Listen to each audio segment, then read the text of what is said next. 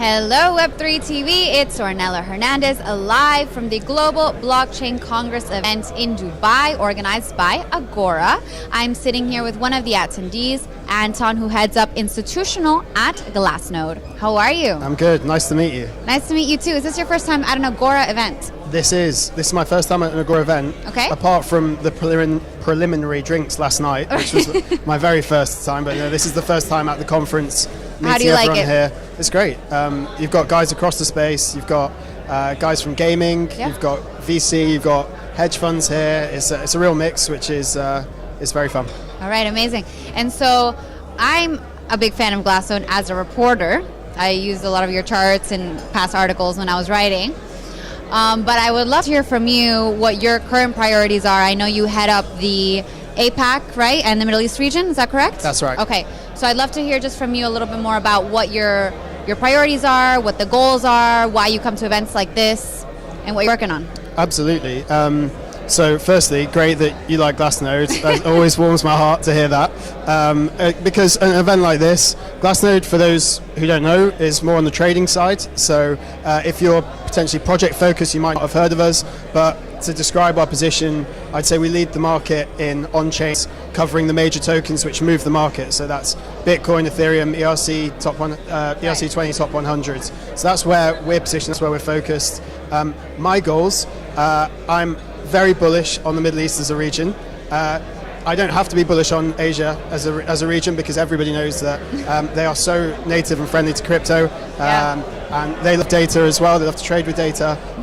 So yeah, my priorities are really to build out our presence, the understanding of Glassnode in the institutional space across the Middle East and Asia. Okay, so what's particular about working with institutions that you found in your work when it comes to either selling Glassnode or just managing that relationship? It's actually a really good question. So at Glassnode, we were sort of born out of retail. I think that most people first heard about Glassnode back from when we started 2018 in the retail trading space. Mm-hmm. We've been giving our on-chain analysis on the market to retail crypto investors since then, but it's newer that we've come into the institutional space, and crypto's an unusual place because analysts, kind of individual analysts or retail, can actually lead the thinking over institutions in crypto, whereas in traditional finance, it's sort of the other way around, where people are sort of playing catch up to understand how institutions analyze and manage risk in the market. Right. So that's what's kind of interesting, that what we have is previously retail traders have now progressed into institutional roles and are crypto native in lots of cases, and where they're not, we'd like to educate them. In terms of working with them, I feel it's very much it's almost, in some cases, it's an education campaign, right? With certain institutions coming from traditional finance, you first, from our perspective, you need to educate them on the importance of on-chain first, because they don't have that level of information in traditional securities. And apologies if I'm getting too much into trading terminology here, but what I'm saying is there's an education level with traditional finance institutions to bring them, to close the bridge with crypto. Okay, and so do you think now that we, at least in the US, there's a lot more institutional, that the institutions have come in thanks to the Stop Bitcoin ETF, like now that there's more demand or there's more acceptance? Have you found that? Absolutely. One of the things that we've recently brought into Glassnode is ETF flows, so we share that data.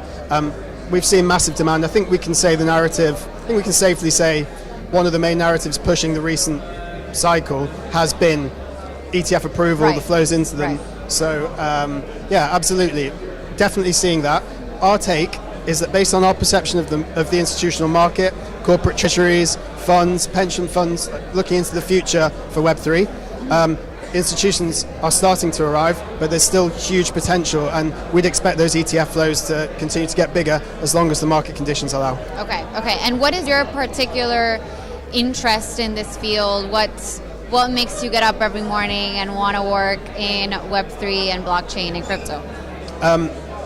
I think first for me is, and what we've seen over the last couple of weeks here in Dubai as well, it's definitely the people. It's such a collaborative space. You feel part of the community, the tribe almost, with all the people. Everyone's very keen to help each other, to bring each other along. We have our own quirky terminologies for certain things, which is great to be around the sort of same people. Lingo. Exactly, the same people saying the same sort of stuff. So for me, of course, I love the vision, the idea, I love the potential the space has. It's great to be in that kind of space with great potential. But right now, the most tangible thing you feel every day is the people. Yeah, I love that. I agree, especially after this season of events. Yeah. And meeting so many people. It's really like the community that makes you want to stay in it. Yeah. That's what gets you up every day, energizes you. Yeah. All right, I love to hear that. All right, Anton, what else? Let's talk about maybe what you would like to see more of and less of in the industry. So basically what you like and want to see more of, and what you don't like, want to see less of. Okay. Okay, let's go bad first so we can end on a positive. Okay, How about that? Okay. So one of the things that you kind of see in a large conference which attracts all areas of the space is you see lots of projects, right? And you see projects where one of the first things being discussed around them before you even talk about the ideas, blah, blah, it's, okay, who's backed this? What's the valuation? It's all about price and not the idea. So one of the things I'd like to see less of is price first, project following, and more everything about the project, what it's doing, and a long time before we even start to talk about valuations, tokenomics, things like that. Okay, that's a good point.